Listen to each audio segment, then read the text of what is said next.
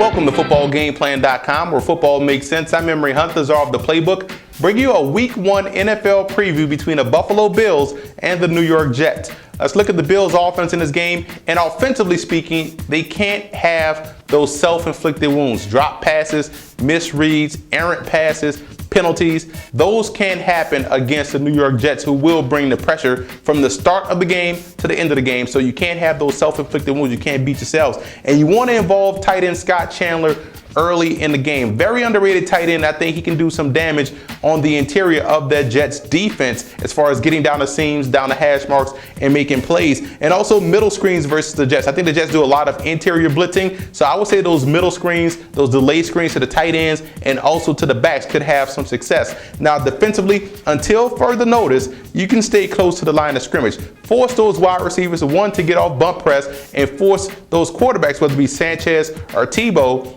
to make quick decisions with the football. So until further notice, play close to the line of scrimmage. I love the secondary of the Buffalo Bills. Ball hawks back there, very underrated group of guys back there. And also you have to stay in attack mode. You have to think attack throughout the whole game. Put pressure on the Jets offense. Force these guys into decisions that they don't want to do. And also you can dictate the pace of the game defensively. You have a talented defense. You've improved your front four. The secondary has been improved. So you can dictate what you want to do defensively as well to control the Jets offense. The X factor in this ball game for Buffalo has to be Ryan Fitzpatrick. He has to come out and play some good football. The good football he played in the beginning part of last season. If that can carry over, again, this is a dangerous ball club. Now when you look at the Jets, you look at the big matchup, Austin Howard versus Mario Williams. Austin Howard has to show that he can hold his own on the right side of that line of scrimmage, as you don't want your quarterback to get front side pressure. That's the worst thing that can happen to a quarterback. Backside you can explain because you can't see it, but front side pressure, that just means you get dominated up front. Now also, the early passing rhythm is key. The Jets have to get into the rhythm. You can spread out the Bills and attack the individual matchups, dink and duck your way down the field, opens up the running game a little bit, but the early passing rhythm has to be key. And if you're going to use the Tebow package, I think it's going to get unveiled this week.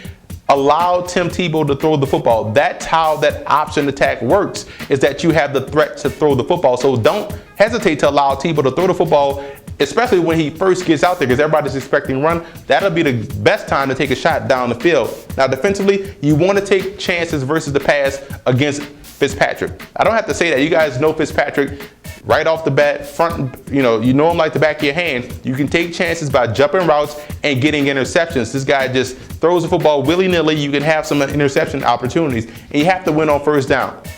If you win on first down, you put the Bills offense in backed up situations, and that way you can really get aggressive. And the safeties and coverage will be tested this week.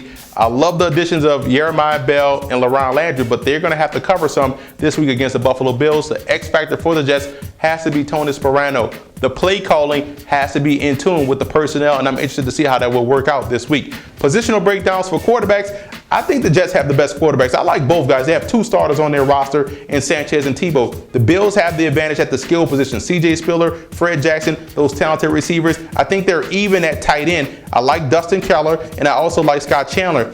O-line, D-line, to me, has to go to the Buffalo Bills. I think the Jets have one of the better linebacking cores in the division. This is a tie right here. Defensive backs, they are both solid in the secondary. Where I give the Bills some credit is that Jarius Byrd is an outstanding free safety, and I think the Bills have the advantage in the special teams game. Huge matchup right here. Everybody's going to be focused on Tebow, Sanchez, that dynamic, but I think the real focus needs to be on the Bills' offensive line being able to hold away that Jets pressure, and a Jets offensive line being able to hold away that newfound Bills pressure. So this is a big game defensively and in the trenches. I like Buffalo to win this ball game. I can trust their offense more than I could trust the Jets, although I think the Jets defense will keep these guys in a lot of ball games all season long, but I think Buffalo wins in week 1.